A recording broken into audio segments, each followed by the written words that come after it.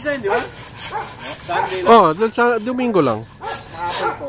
Ang buo na eh. So, mga kailan matatapos to? Biyernes? Huwebes? May bubong na. Ah, pero siguro lahat-lahat aabot to ng ano, Sabado. Hindi na? Mabilis oh. Sabi ni Edgar, mga 10 araw. Sabado. Yung 10 araw, sir, advantage, nag-ano na lang po yun, nag-advantage na lang po. Wag lang uulan. Kahit umulan, kasi isang tao, 1 week eh. Sa pag isang tao lang siya gumawa, 1 week. Pero pag dalawa, para naman kami nagbubukas ng ganyan, matik 3 to 4 days. Galing. Parang modular ba? Kaya na sila kit. Oo. Galing.